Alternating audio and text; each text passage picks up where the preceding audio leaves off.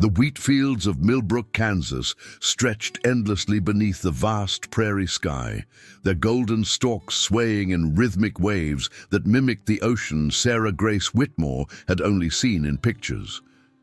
At 17, she had never ventured beyond the county line. Her world confined to the 300 acres of farmland her family had worked for 4 generations.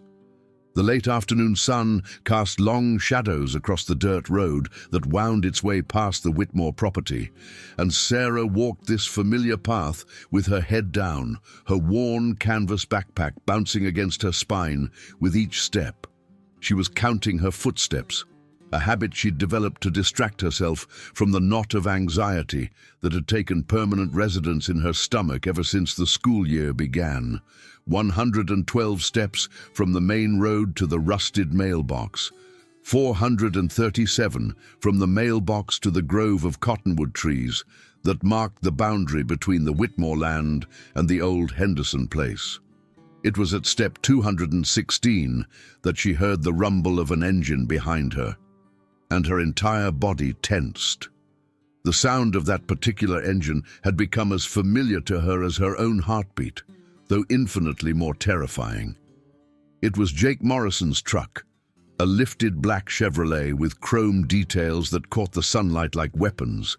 Jake was Millbrook High's golden boy, the son of the town's bank president, quarterback of the football team, and the kind of person who wielded his popularity like a cudgel.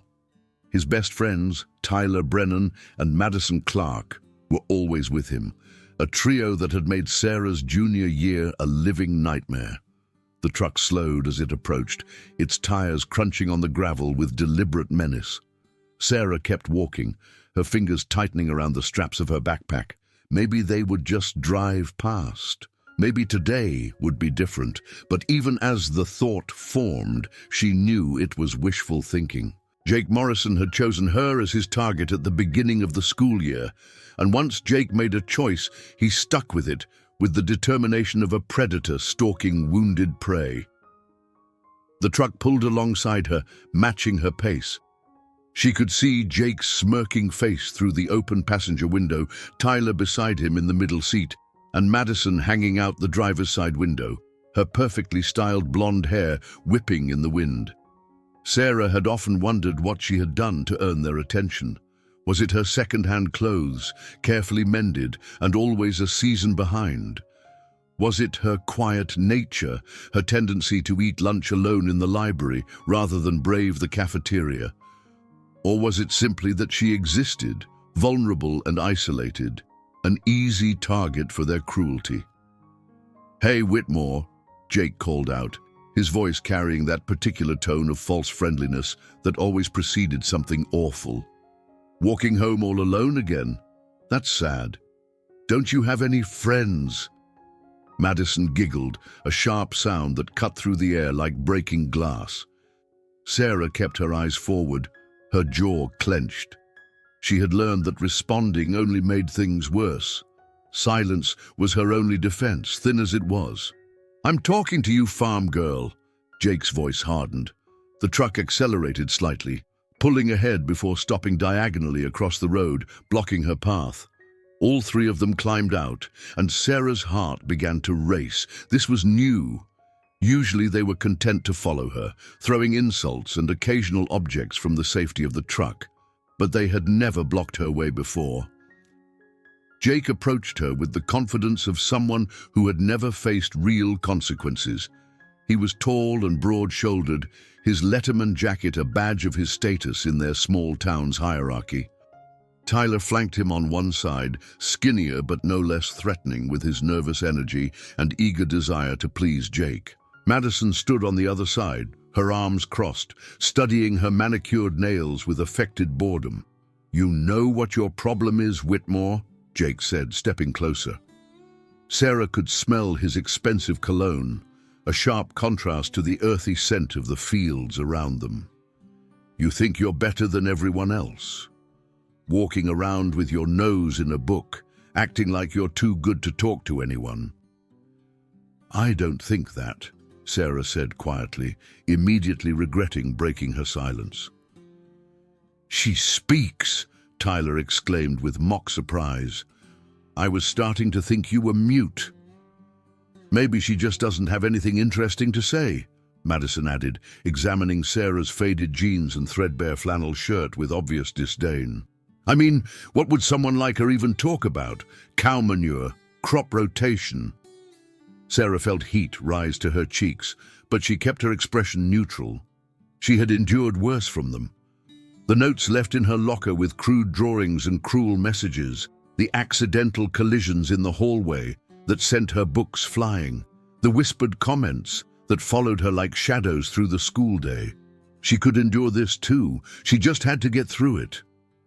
"I need to get home," she said, trying to step around them. Jake moved to block her. "We're not done talking." "Please," Sarah said, hating the pleading note that crept into her voice. "My parents are expecting me." "Your parents," Jake scoffed.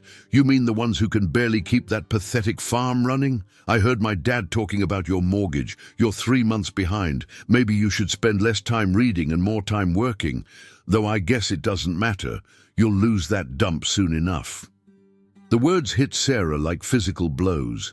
She hadn't known about the mortgage, but it explained the worried looks her parents had been exchanging over dinner, the hushed conversations that stopped when she entered the room. Tears pricked at her eyes, but she refused to let them fall. She wouldn't give Jake that satisfaction. "Leave me alone," she said, her voice stronger now, fueled by anger rather than fear. "Or what?" Jake stepped even closer, close enough that she had to tilt her head back to look at him. "What are you going to do about it, farm girl?" It was then that Tyler noticed the small silver phone peeking out of Sarah's back pocket. "Well, well," he said, reaching for it. "Look who has a phone. Didn't think your family could afford luxuries like that." Sarah twisted away, but Tyler was quick, snatching the phone before she could stop him. He held it up triumphantly, and Jake plucked it from his hand, turning it over with interest. It was an old model, a basic flip phone that Sarah had bought with money saved from selling eggs at the farmer's market. But it was hers, and more importantly, it was her lifeline to the one person who made her feel like she wasn't alone in the world. "Give it back," Sarah said, reaching for it. Jake held it above his head, well out of her reach. "I don't think so. Let's see who farm girl talks to." He flipped it open, scrolling through her contacts. Mom, Dad, library, school, boring. Wait, who's this? His eyes lit up with malicious interest. "Marcus." "Who's Marcus?" "Whitmore. Your boyfriend." Sarah's blood ran cold. "Give it back," she said again, more urgently. "Marcus," Jake read from the contact information. "No last name. How mysterious." He looked at Sarah with renewed interest. "You've been holding out on us, Whitmore. You have a secret boyfriend." "Please," Sarah said, her voice breaking, "just give it back." But Jake was already dialing the number, putting the phone on speaker. Sarah lunged for it, but Tyler caught her arms, holding her back. The phone rang once, twice, and then a deep voice answered, calm and measured. "Sarah?" "What's wrong?" The voice carried an undertone of alertness, the kind of immediate attention that suggested the speaker was accustomed to urgent calls. Jake grinned, enjoying the panic in Sarah's eyes. "Sarah's not available right now," Jake said into the phone. "She's a little tied up. Literally, actually. We're thinking about leaving her that way for a while. You know, teach her a lesson about respect."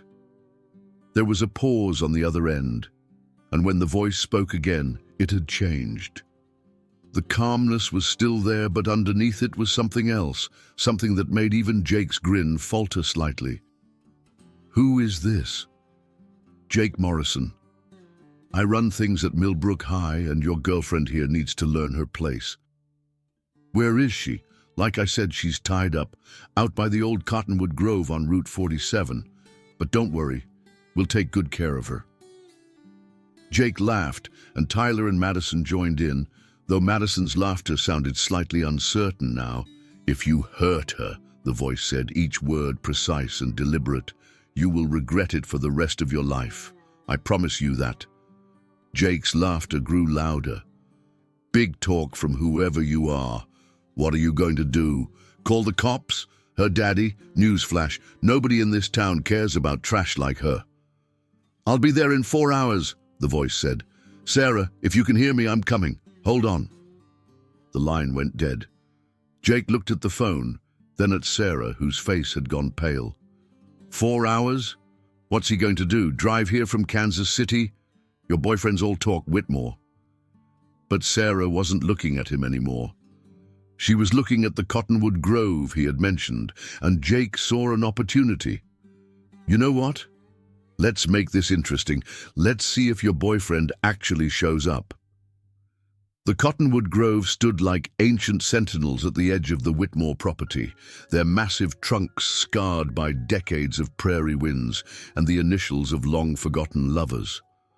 It was here that Jake and his friends dragged Sarah, her struggles futile against their combined strength. Tyler had brought rope from his truck, the kind used for hauling equipment, rough and unforgiving against skin. They chose the largest tree, its trunk thick enough that Sarah's arms wouldn't reach even halfway around it. As they forced her against the rough bark, Sarah's mind raced. She thought about screaming, but they were too far from any houses, too isolated for anyone to hear. She thought about fighting harder, but Tyler and Jake were both stronger than her, and Madison was watching with a mixture of excitement and something that might have been uncertainty. "You're really going to do this?" Sarah asked, looking directly at Madison. "You're really going to tie me to a tree and leave me here?" Madison's expression flickered, but Jake answered for her. "Just for a few hours. Think of it as a timeout. Time to think about how you should be more respectful to your betters." The rope bit into Sarah's wrists as Tyler wound it around the tree, securing her arms behind her.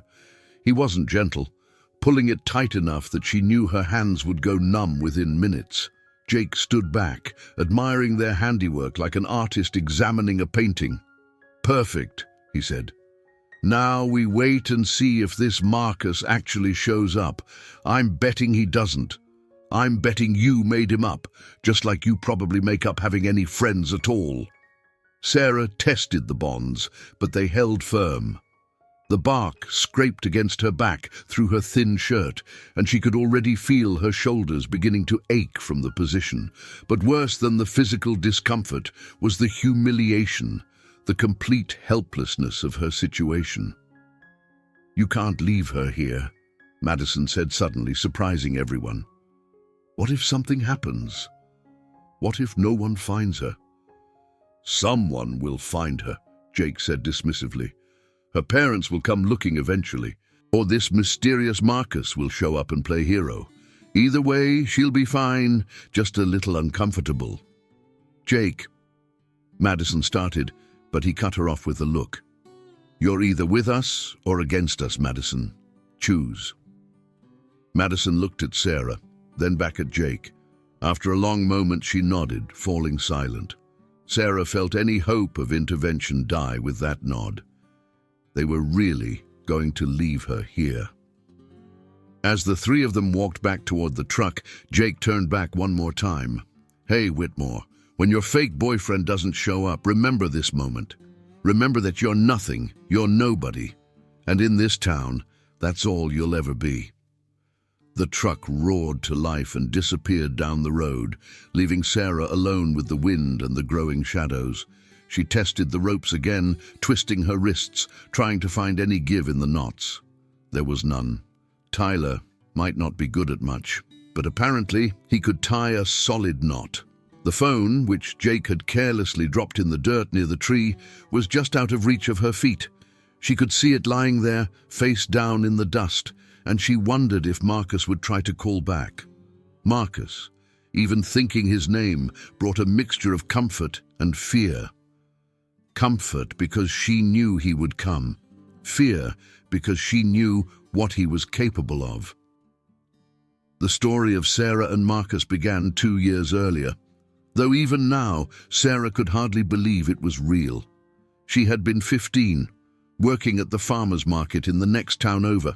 selling vegetables from their garden to help make ends meet.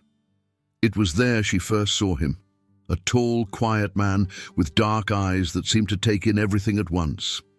He had approached her stand, and something about the way he moved, fluid and controlled, had caught her attention.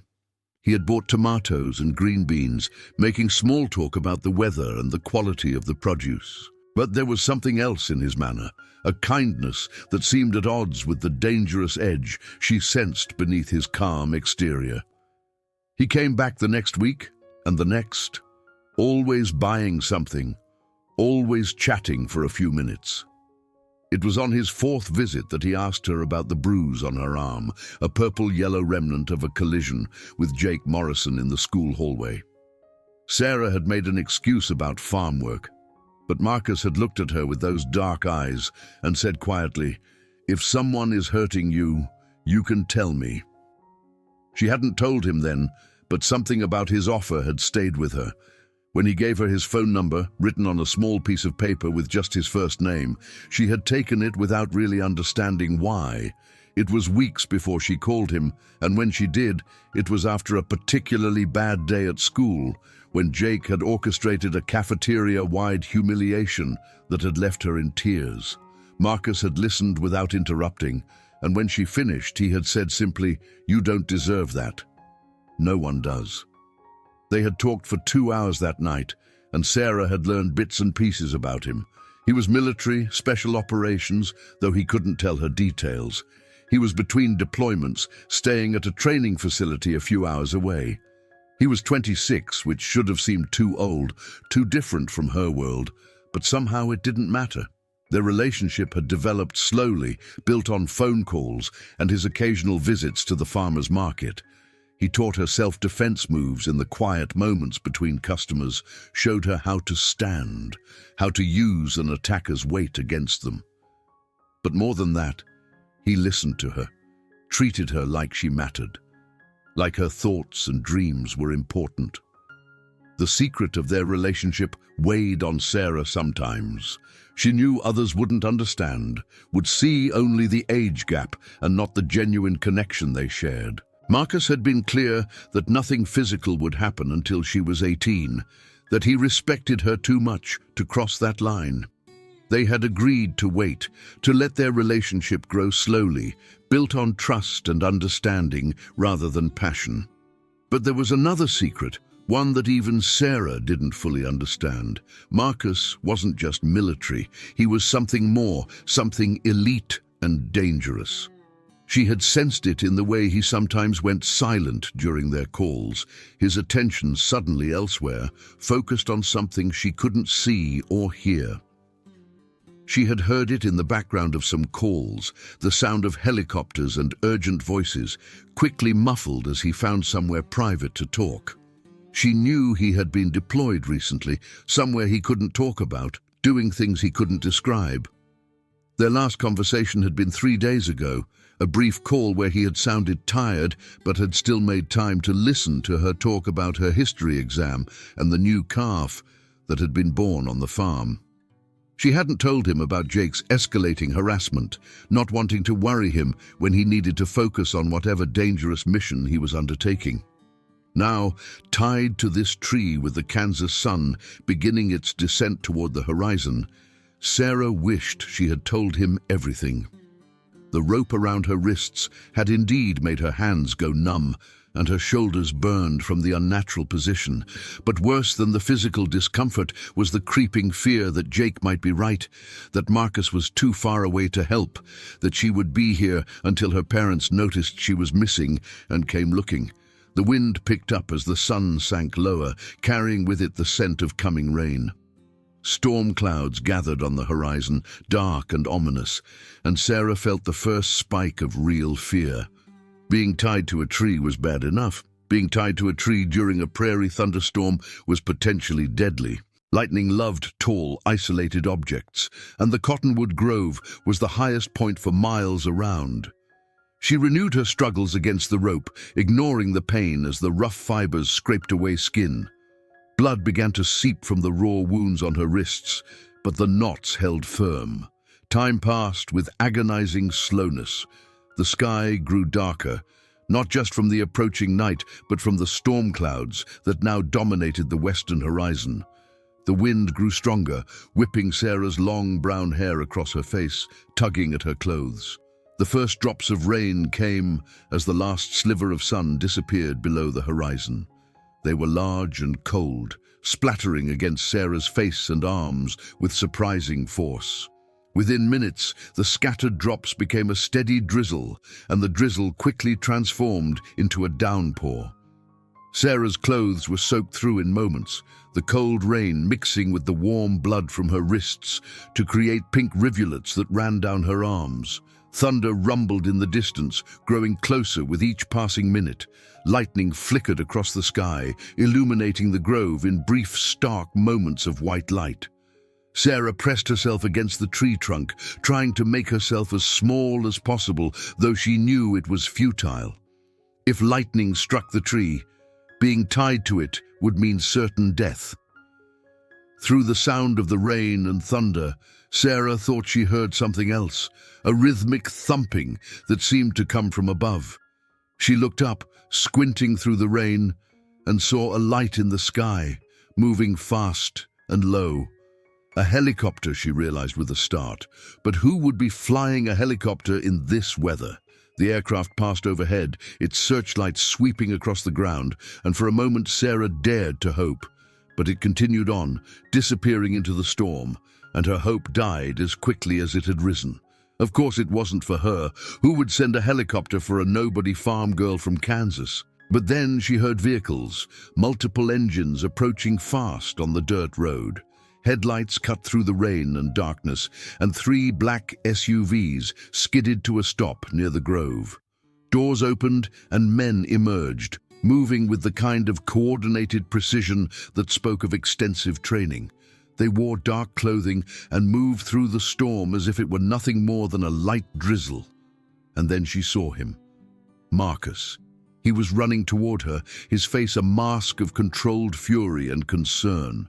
He reached her in seconds, a knife appearing in his hand to cut through the ropes with 2 swift motions.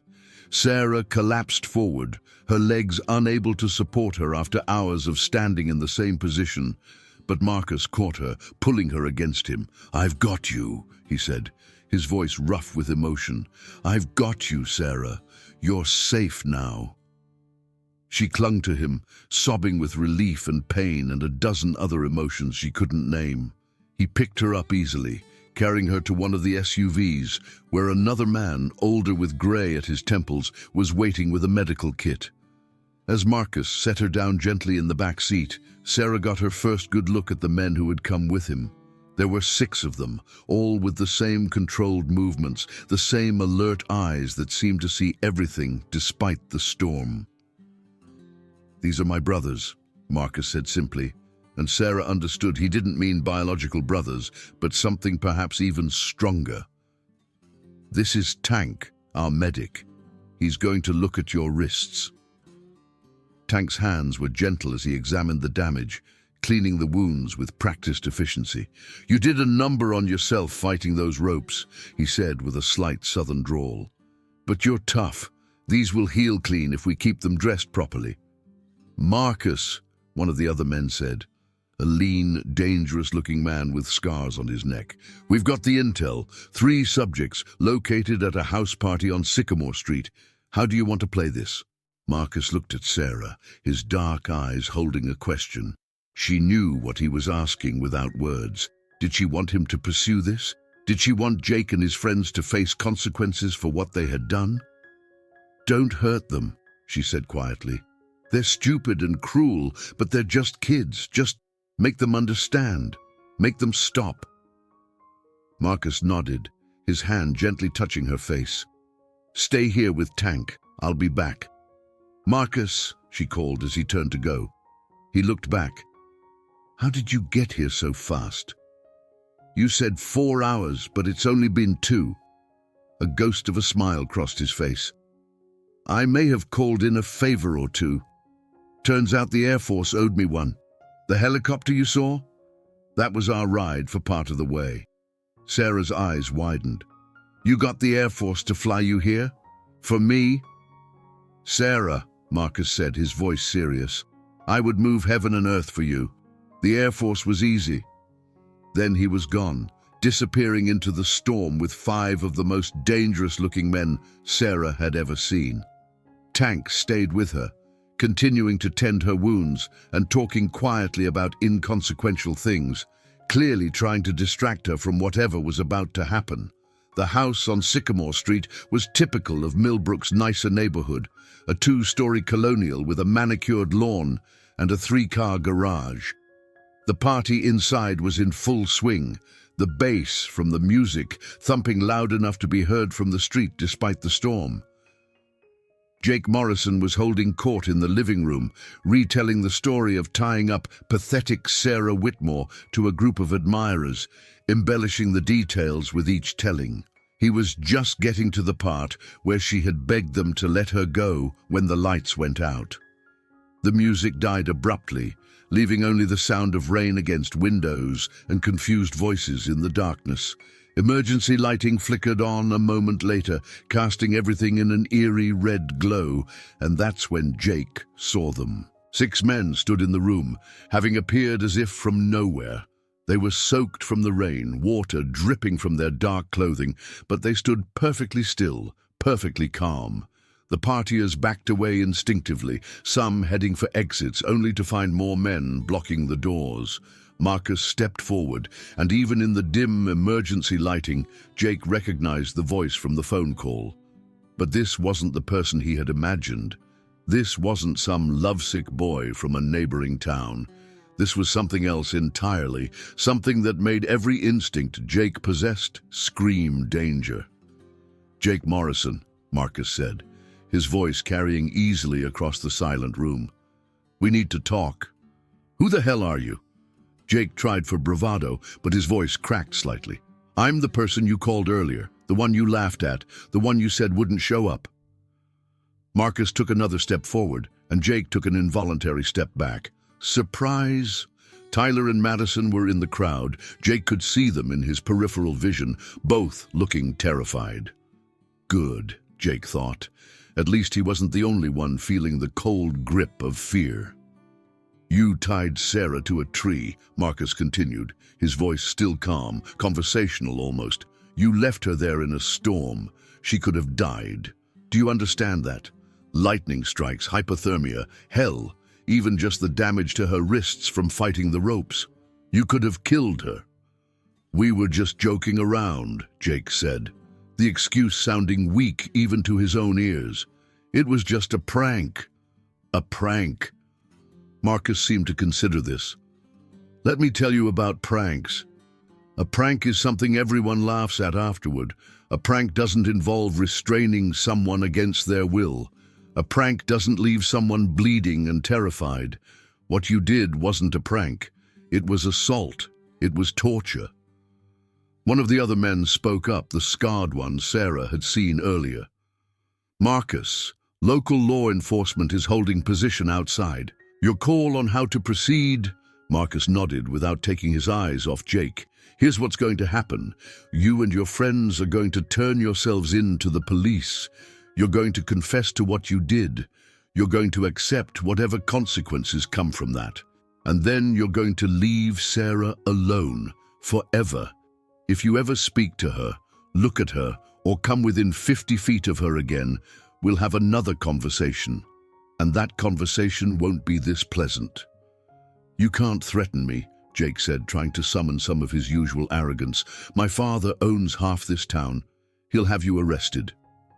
Marcus smiled then, and it was possibly the most terrifying expression Jake had ever seen. Your father owns a bank with assets of approximately $12 million. He has influence in this town and connections in the state capital. I know this because I had my people look into it on the flight here. Would you like to know what else my people found? Jake said nothing, his mouth suddenly dry. They found 3 SEC violations that your father has been hiding. They found evidence of predatory lending practices targeting elderly farmers. They found a lot of things that federal investigators would find very interesting. Now, I'm not a vindictive person. and I have no interest in destroying your father's life. But if you make this difficult, if you force me to protect Sarah through other means, well, let's just say your family's comfortable life in this town would come to an abrupt end." The room was completely silent, except for the rain against the windows. Jake looked around at the faces of his classmates, seeing fear, but also something else. They were looking at him differently, seeing him not as the golden boy, but as what he really was, a bully who had finally met someone he couldn't intimidate. "I want a lawyer," Jake said finally. "Good idea," Marcus agreed. "You're going to need one. The police are outside. You can walk out on your own, or they can come in and get you. Your choice." Jake looked at Tyler and Madison, both of whom looked like they wanted to disappear into the floor. After a long moment, he nodded. "We'll go." "Smart choice." Marcus stepped aside, and Jake walked past him toward the door. As he reached for the handle, Marcus spoke again. "Jake, one more thing." Jake turned back reluctantly. "Sarah asked me not to hurt you. She said you were just a stupid kid. That's the only reason you're walking out of here instead of being carried. Remember that. Remember that the person you tortured showed you more mercy than you ever showed her." The aftermath unfolded quickly. Jake, Tyler, and Madison were arrested and charged with assault, false imprisonment, and reckless endangerment. The story spread through Millbrook like wildfire, growing and changing with each telling. Some versions had Marcus as a Navy SEAL, others as CIA, still others as something even more mysterious and dangerous. The truth that he was Delta Force, one of the Army's most elite special operations units, was somehow both less and more dramatic than the rumors. Jake's father tried to make the charges go away, as everyone expected he would, but he found that his usual influence carried no weight this time. The federal investigators that Marcus had mentioned materialized within days, and suddenly, Thomas Morrison had much bigger problems than his son's assault charges. The bank came under federal scrutiny, and Thomas found himself spending more time with lawyers than loan officers. At school, the dynamic shifted overnight. Sarah, who had been invisible at best and a target at worst, suddenly found herself the subject of intense curiosity. Everyone wanted to know about Marcus, about how they had met, about what he was really like. She answered none of their questions, maintaining the same quiet dignity she had always possessed, but now it was read as mysterious rather than weird, strong rather than weak. Some students tried to befriend her, transparent attempts to get closer to the drama. Sarah saw through them immediately and kept her distance.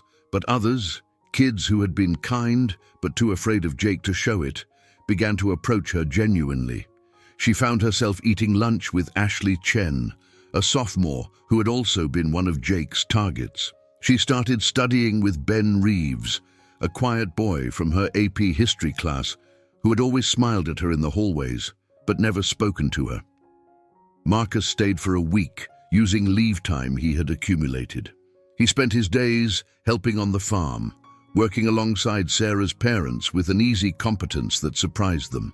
Her father, initially suspicious and concerned about this older man's interest in his daughter, found himself warming to Marcus's quiet respect and obvious care for Sarah. Her mother, always more intuitive about people, saw the way Marcus looked at her daughter, protective but not possessive, caring but not controlling, and gave her quiet approval. In the evenings, Marcus continued Sarah's self-defense training, but also taught her other things. How to be aware of her surroundings without being paranoid, how to project confidence even when she didn't feel it, how to use her voice as a weapon when necessary, firm and authoritative in a way that would make people listen. "You're not a victim," he told her one evening as they sat on the porch, watching the sunset paint the wheat fields gold. "You never were. You're a survivor. There's a difference." "What's the difference?" Sarah asked. "A victim is defined by what happened to them. A survivor is defined by how they overcome it." You've been surviving long before I came along. I just gave you some better tools." The legal proceedings moved forward with surprising speed. Jake, faced with overwhelming evidence and the knowledge that his father could no longer protect him, accepted a plea deal. 6 months in juvenile detention, 2 years probation, and a restraining order keeping him away from Sarah. Tyler got 3 months and probation. Madison, who had cooperated fully and shown genuine remorse, got community service and probation. The Morrison family's fall from grace was swift and complete. The bank was seized by federal regulators, and Thomas Morrison was indicted on multiple charges. The family left Millbrook within a month of Jake's sentencing, moving to stay with relatives in another state. The house on Sycamore Street stood empty, a monument to how quickly fortune could change. But the biggest change was in Sarah herself. The quiet, frightened girl who had walked down that dirt road counting steps was gone. In her place was someone stronger, more confident, someone who had faced her worst fear and survived it. She still wore her second-hand clothes and ate lunch in the library, but now it was by choice rather than necessity. Marcus had to leave eventually, called back to duty, but he left Sarah with more than just self-defense skills and renewed confidence. He left her with the encrypted satellite phone, military grade, that would work anywhere in the world. "If you ever need me," he said, "for any reason, use this. I might not always be able to answer immediately, but I will always call back. Always." Their goodbye was private, away from the curious eyes of the town. Sarah knew there would be those who questioned their relationship, who saw something inappropriate in it, but they didn't understand the reality of it, the deep respect and careful boundaries that defined what they had. Marcus had never crossed a line, had never made her feel anything but valued and protected. "When you turn 18, he said, holding her hands gently, mindful of the still healing wounds on her wrists. "If you still want this, if you still want us, I'll be here. But Sarah, I need you to know something. I want you to go to college, to see the world beyond this town, to become everything you're capable of becoming. Don't wait for me. Don't put your life on hold. If we're meant to be, we'll find our way back to each other." "And if I still want this?" she asked. "If I go to college and see the world and still want you?" "Then I'll be the luckiest man alive," he said simply. The months that followed Marcus's departure were transformative for Sarah. Without Jake's oppressive presence, she flourished at school. Her grades, always good despite the harassment, became exceptional. She joined the debate team, finding her voice in structured arguments where logic and evidence mattered more than popularity. She even ran for student council, losing but earning respect for her thoughtful campaign focused on preventing bullying. The farm's situation improved too. The story of what had happened to Sarah had spread beyond Millbrook, and when a regional news station picked it up, it caught the attention of a non-profit organization that helped struggling family farms. They provided financial counseling and assistance that helped the Whitmores restructure their debt and implement more efficient farming methods. They were still far from wealthy, but the crushing weight of potential foreclosure was lifted. Sarah and Marcus stayed in contact through carefully scheduled calls and encrypted emails. He couldn't tell her where he was or what he was doing, but he could listen to her stories about school, about the farm, about her dreams and plans. She applied to colleges, good ones, with his encouragement. When she got into Northwestern University with a partial scholarship, he was the first person she told. "I'm proud of you," he said, his voice warm despite the static of whatever distant location he was calling from. "You're going to do amazing things, Sarah." "Will you be able to come to graduation?" she asked. "I'll try," he said, and she could hear the regret in his voice. "But Sarah, even if I can't be there in person, I'll be with you. Always." Senior year brought its own challenges and triumphs. Sarah was elected student body secretary, a position that would have been unthinkable when Jake ruled the school. She gave a speech at an assembly about bullying and resilience that left half the audience in tears and earned a standing ovation. The video of the speech, recorded by a student, went viral on social media, reaching millions of views and bringing interview requests from national media outlets. Sarah declined most of them, but she did agree to one interview with a journalist who had herself been a bullying victim. The resulting article, published in a major magazine, was thoughtful and powerful, exploring not just Sarah's story, but the broader issues of power dynamics in small towns, the failure of systems to protect vulnerable students, and the long-term impacts of sustained harassment.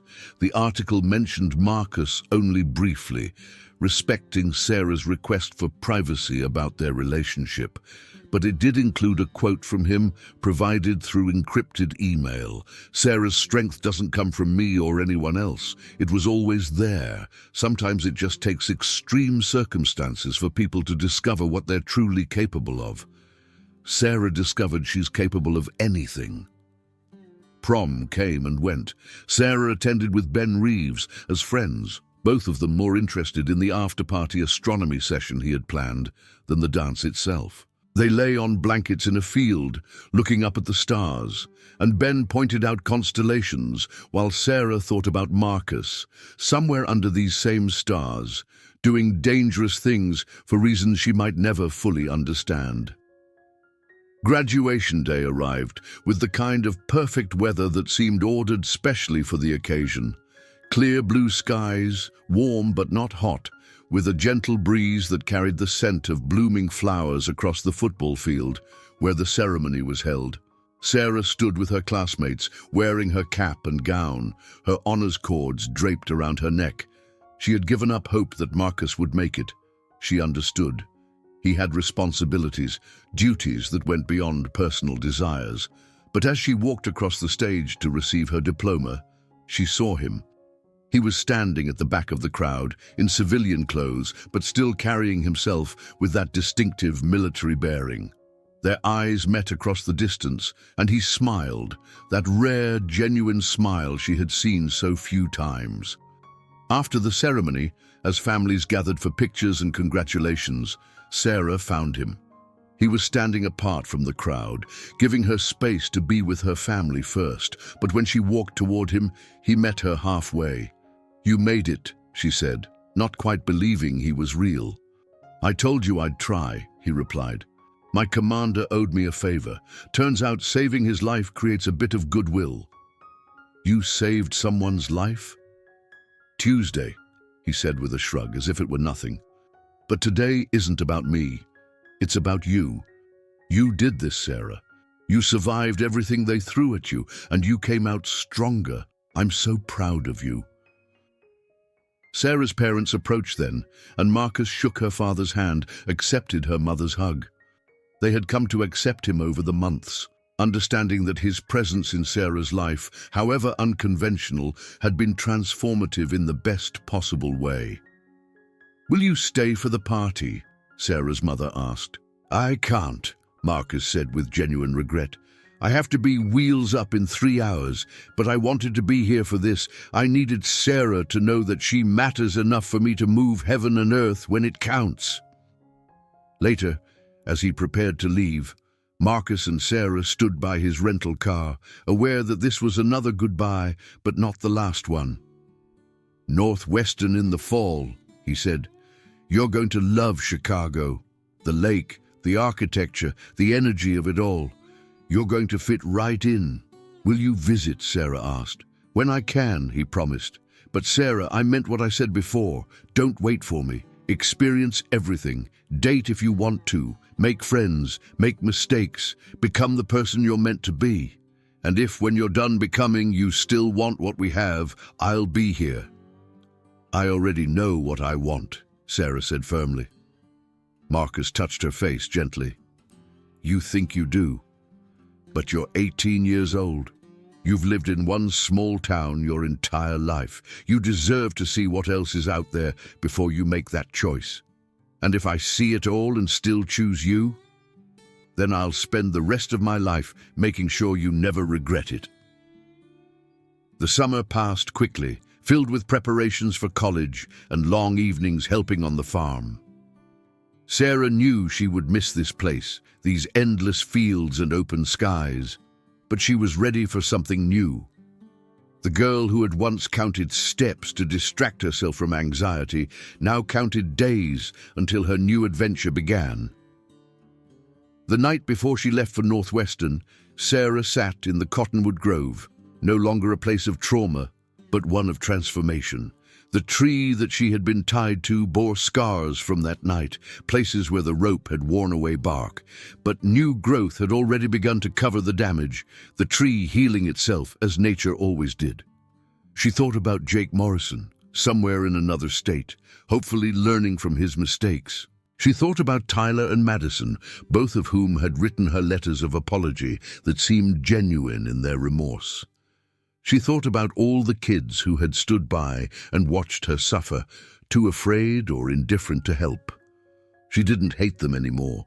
They were products of their environment just as she had been. The difference was that she had been forced to grow beyond those limitations.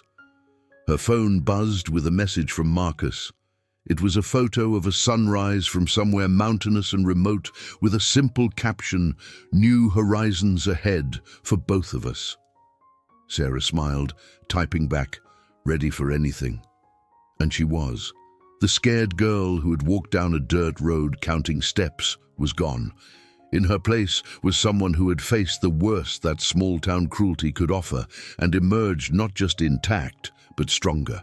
Someone who had learned that real strength wasn't about never being vulnerable, but about getting back up every time you were knocked down.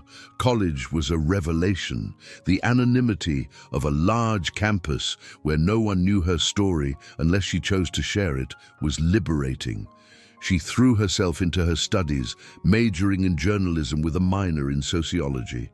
She joined the campus newspaper, writing articles about social justice and systemic inequality that drew from her own experiences without explicitly sharing them.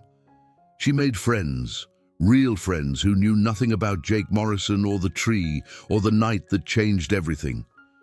Her roommate, Keiko, was from Tokyo, studying engineering and obsessed with American pop culture. They stayed up late discussing everything from international politics to the best deep dish pizza places in Chicago. She dated, tentatively at first. There was James from her sociology class, sweet and earnest, but ultimately too naive about the darker realities of the world. There was Derek from the newspaper, brilliant and ambitious, but also self-absorbed in a way that reminded her uncomfortably of Jake.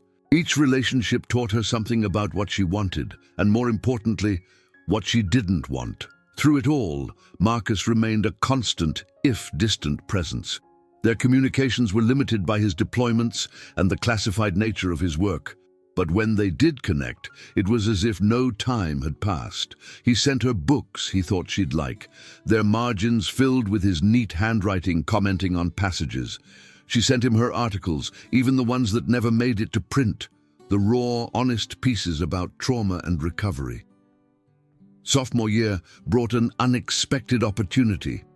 The magazine that had published the article about her story reached out, offering her a summer internship. It would mean spending 3 months in New York, working with some of the best journalists in the country. Sarah accepted immediately.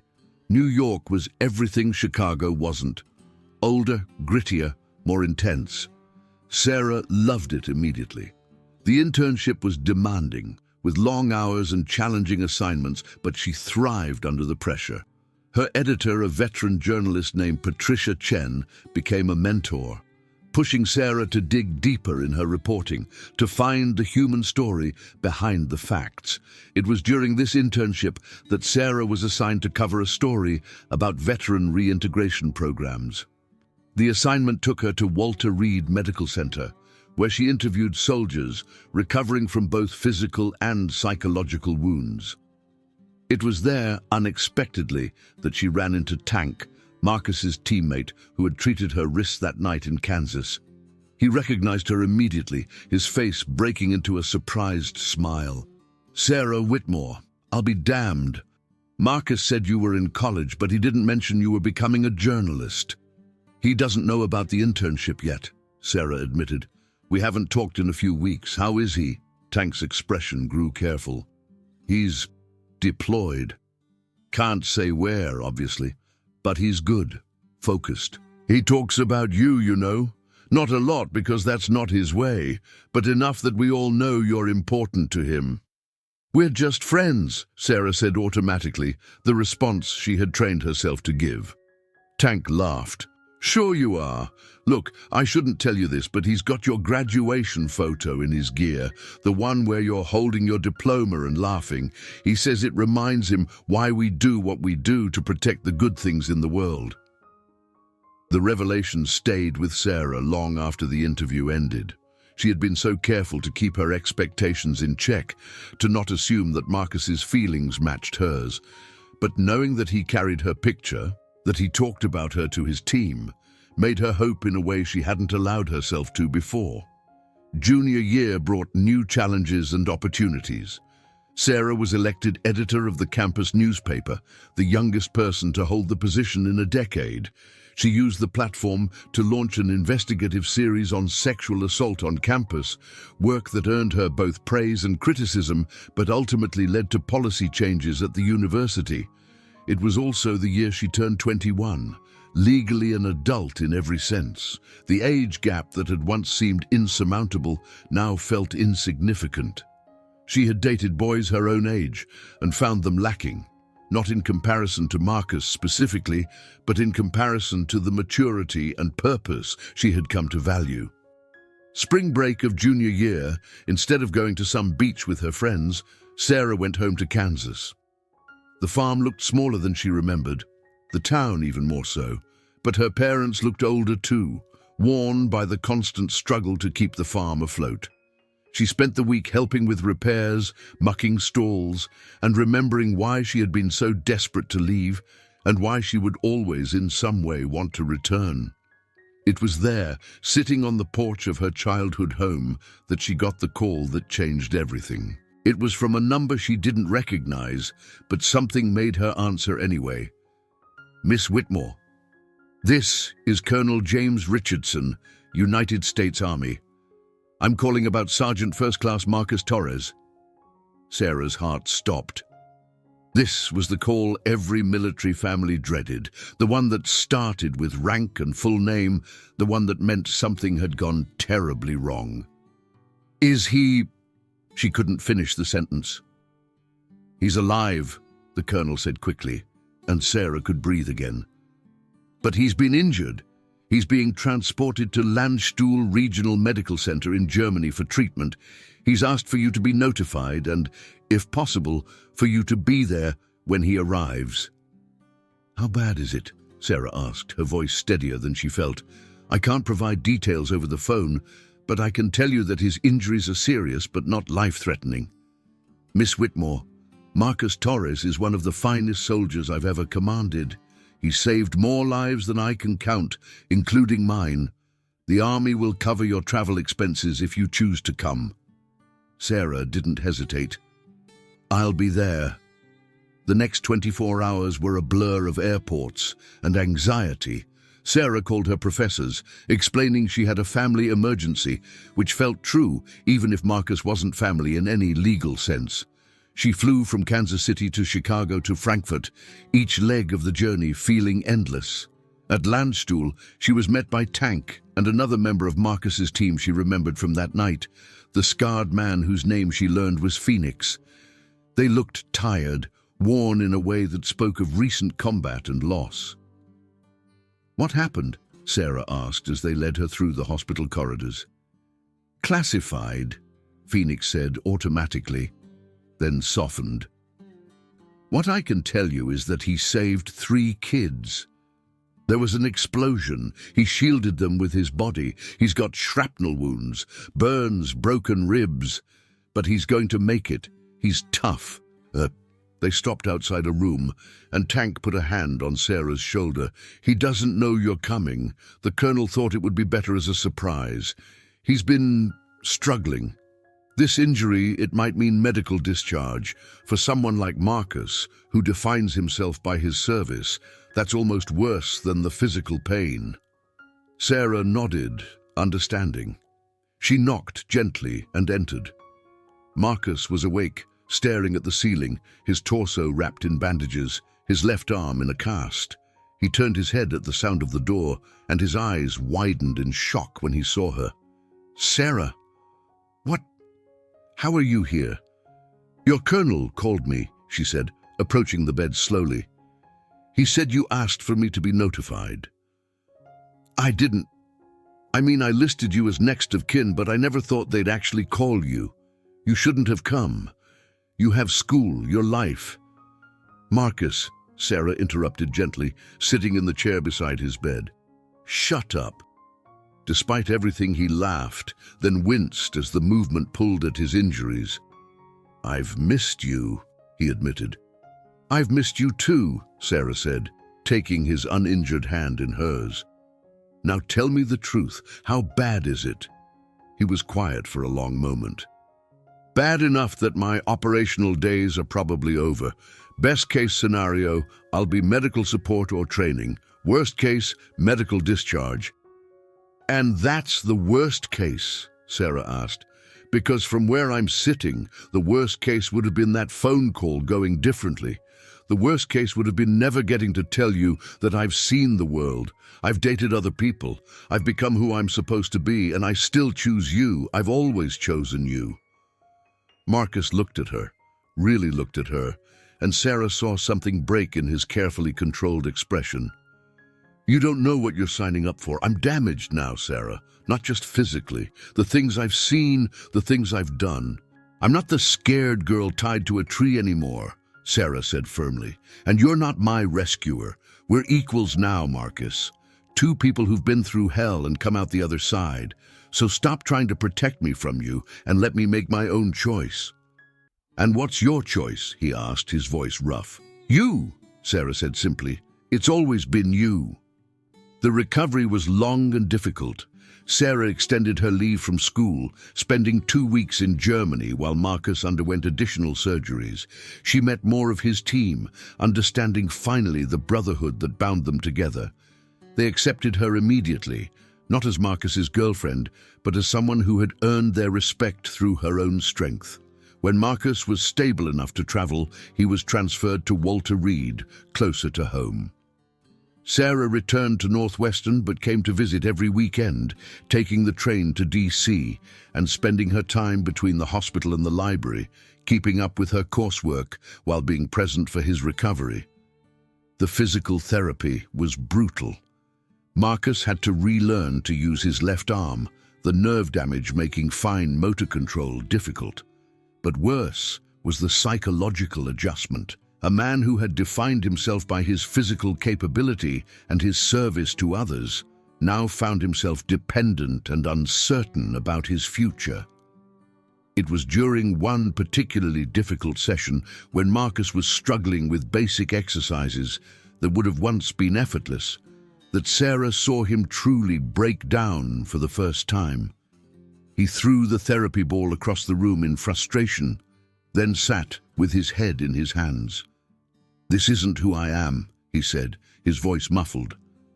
Sarah knelt in front of him, gently pulling his hands away from his face. "You're right.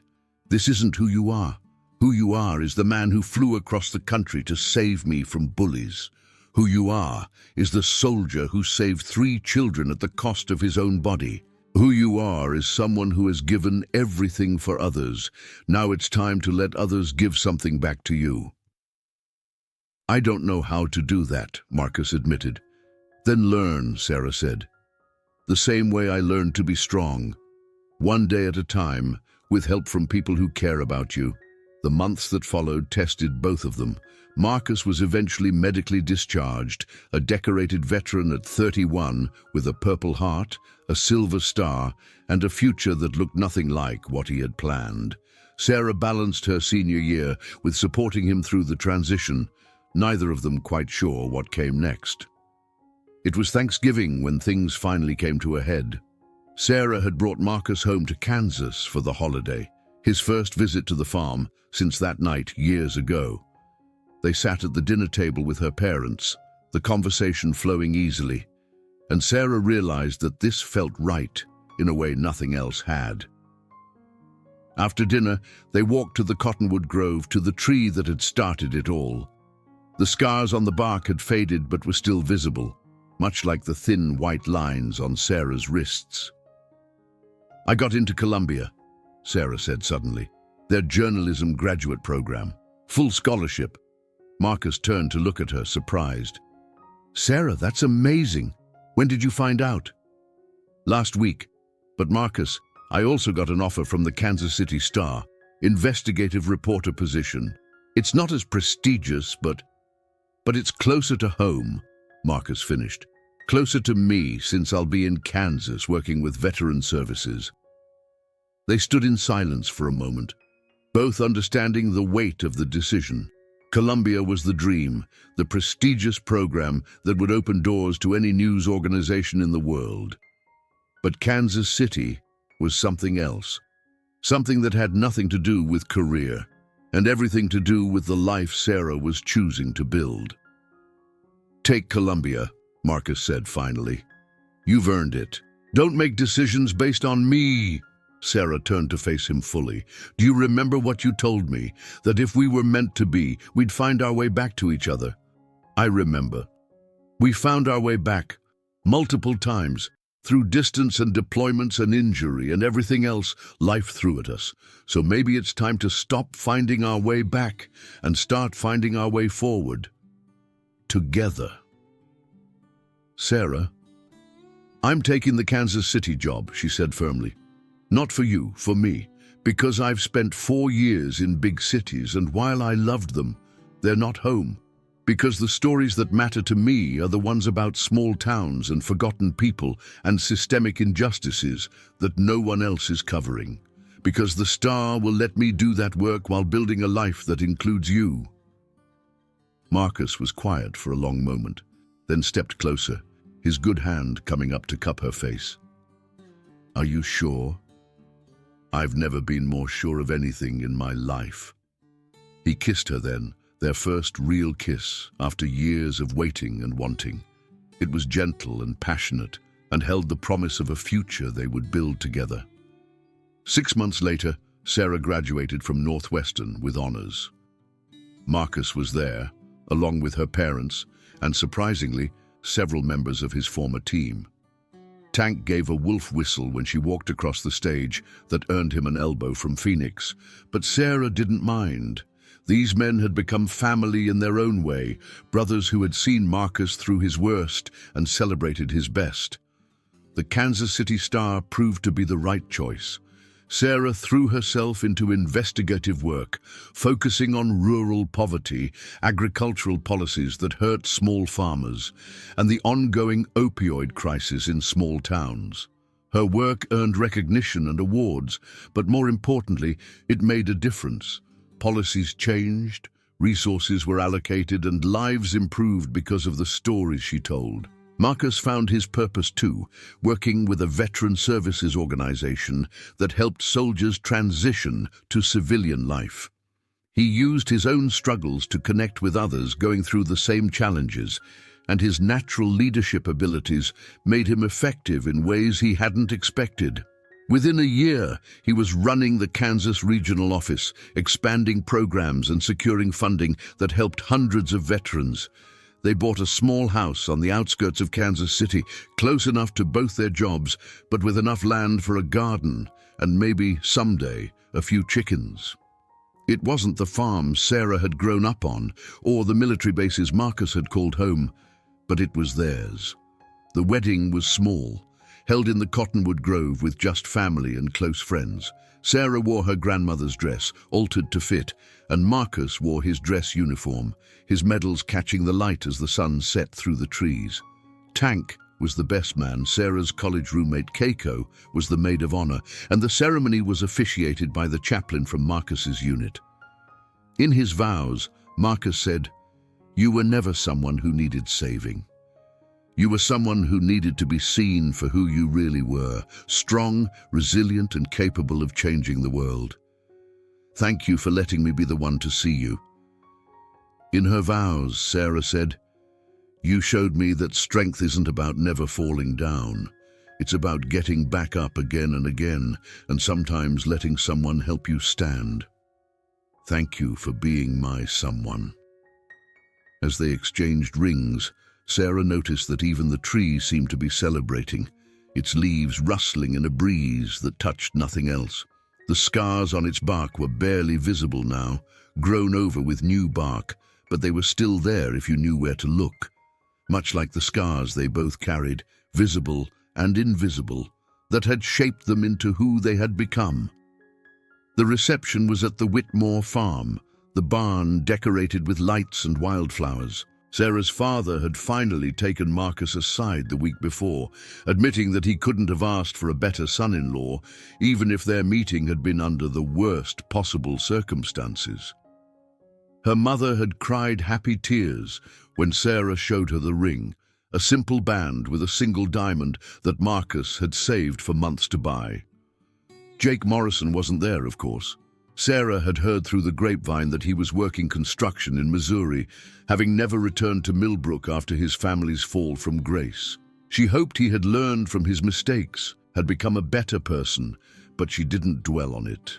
He was part of her past, a catalyst for change, but not a defining feature of her present or future.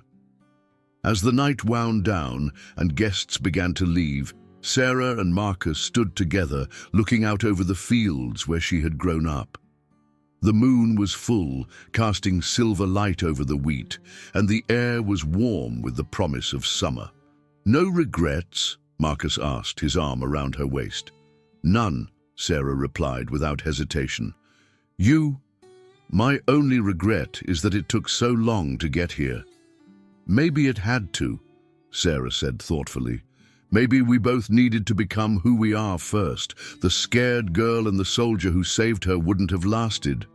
But the journalist and the advocate, the survivor and the warrior who learned to heal, we might just make it." "We'll more than make it," Marcus said with certainty. "We'll thrive." 5 years later, Sarah's investigative series on human trafficking in agricultural communities won a Pulitzer Prize. In her acceptance speech, she talked about the importance of looking beyond the surface of small towns, of seeing the complex realities that exist in places often dismissed as simple or backward. She didn't mention her own story, but those who knew her understood the personal connection to her work. Marcus's organization had expanded to 3 states, providing services to thousands of veterans. He had testified before Congress about the needs of wounded warriors, his calm presence and articulate arguments helping to secure funding for mental health programs that saved lives. He still struggled sometimes with his injuries, with the memories of combat, but he had learned to accept help when he needed it. They had 2 children by then, a daughter named Hope and a son named James. Hope had Sarah's determination and Marcus's strategic mind, a combination that made her formidable even at 4 years old. James, barely 2, had his father's quiet watchfulness and his mother's empathy, often the first to comfort anyone who seemed sad. Sometimes, when they visited the farm, Sarah would take the children to the cottonwood grove. She would show them the tree, now fully healed, its bark smooth where the scars had been. She would tell them age-appropriate versions of the story, about how sometimes bad things happen but they don't have to define you, about how strength comes in many forms, about how the people who truly matter will move heaven and earth to help you when you need it most. Hope would always ask, "But why did the mean kids tie you to the tree, Mama?" And Sarah would answer, "Because they were hurting inside and didn't know how to handle it except by hurting others. But that's never okay. We have to be better than that. We have to choose kindness, even when it's hard." "Like Daddy chose to help people even after he got hurt?" Hope would ask, wise beyond her years. "Exactly like that," Sarah would confirm. The story of the girl tied to the tree became legend in Millbrook, told and retold with various embellishments. Some versions had Marcus arriving in a helicopter gunship. Others had him taking down 20 men single-handedly. The truth, as truth often is, was both simpler and more complex than the legends. But Sarah knew that the real story wasn't about the dramatic rescue or the military intervention. It was about what came after. It was about choosing to heal rather than harbor hatred.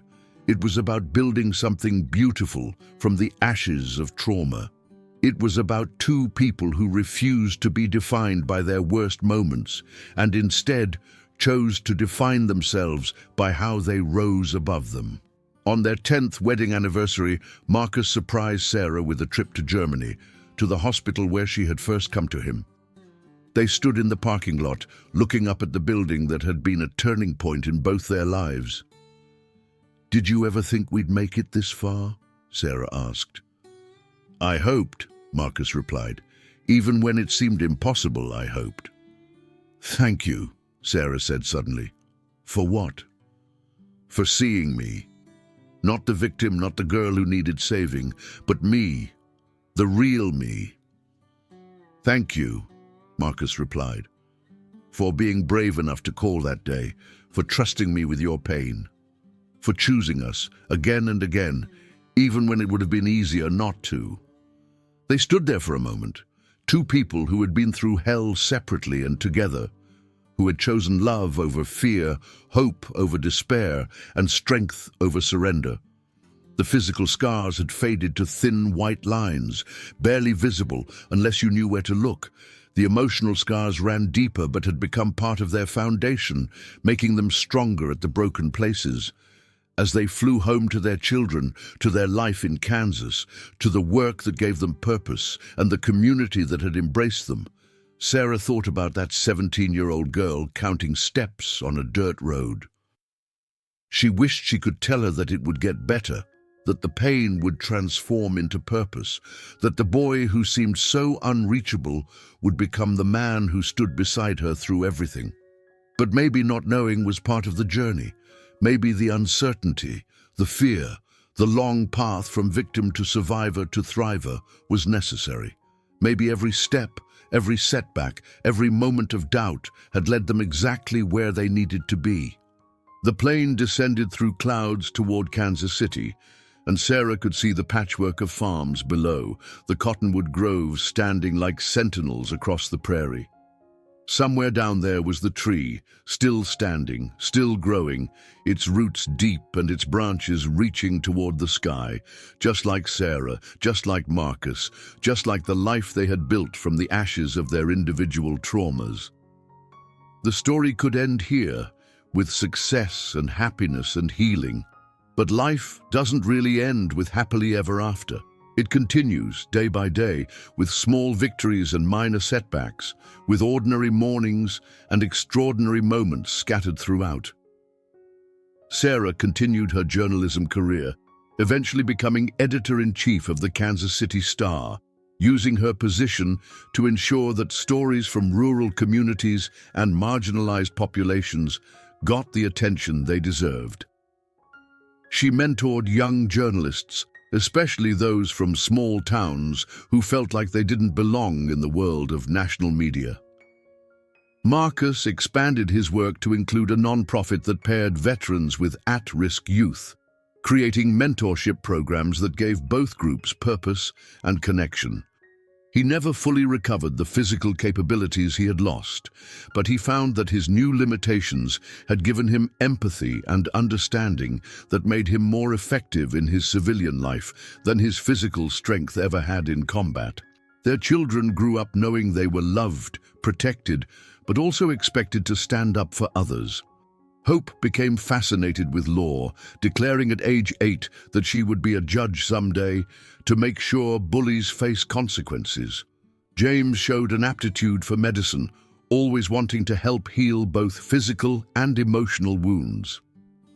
20 years after that night in the Cottonwood Grove, Sarah received a letter. It was from Jake Morrison, now in his late 30s, married with children of his own. The letter was long, thoughtful, and genuinely apologetic. He wrote about how becoming a father had made him realize the true horror of what he had done, how he would feel if someone did that to his daughter. He didn't ask for forgiveness, saying he knew he didn't deserve it, but wanted her to know that her strength in the face of his cruelty had ultimately led to him becoming a better person, even if it had taken years for him to get there. Sarah read the letter 3 times before showing it to Marcus. They discussed it at length, weighing the sincerity of the words against the memory of the actions. In the end, Sarah wrote back a simple response. "I forgave you long ago, not for your sake, but for mine. I hope you use your understanding of the harm you caused to ensure your children never inflict such pain on others. The cycle stops with conscious choice." She never heard from Jake again, but she hoped her words had given him some measure of peace, while also reinforcing the responsibility he carried. The cottonwood tree still stands, taller now, its branches spreading wide enough to shade a significant area. The Whitmore farm was eventually sold when Sarah's parents retired, bought by a young couple who knew nothing of the tree's history. Sarah was glad. Let it be just a tree to them, beautiful and strong and unremarkable. But for Sarah, for Marcus, for their children and the people whose lives they had touched, the tree remained a symbol, not of trauma, but of transformation, not of victimhood, but of victory, not of an ending, but of a beginning that led to a life fuller and richer than that scared 17-year-old girl could ever have imagined. The story of the girl tied to the tree became more than just local legend. It became a reminder that everyone has the capacity for both cruelty and kindness, that our worst moments don't have to define us, and that sometimes the most unlikely people can become our salvation. Not by rescuing us, but by seeing us for who we truly are and believing we're worth fighting for. And in the end, that's what mattered. Not the dramatic rescue or the revenge or the justice served. What mattered was 2 people choosing to build something beautiful from broken pieces, choosing love over fear, choosing to rise every time they fell. What mattered was the proof that no matter how dark the night, how tight the bonds, how deep the pain, there is always the possibility of breaking free and finding the light. The wheat fields of Kansas continue to wave in the wind, golden and endless. Somewhere among them stands a cottonwood tree, scarred but strong, a testament to the power of resilience and the possibility of redemption.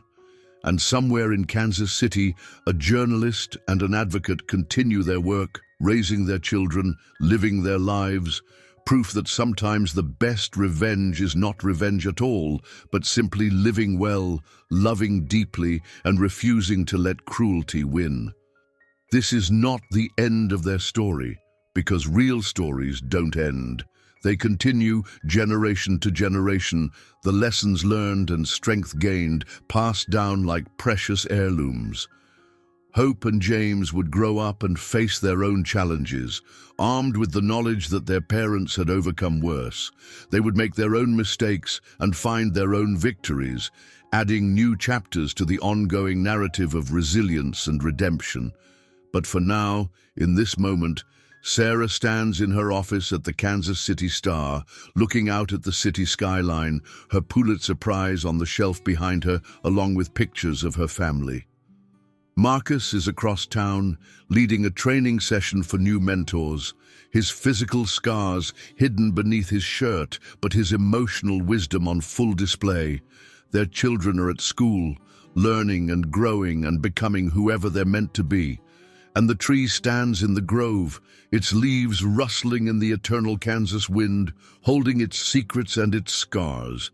A living reminder that what seems like an ending is often just a beginning in disguise.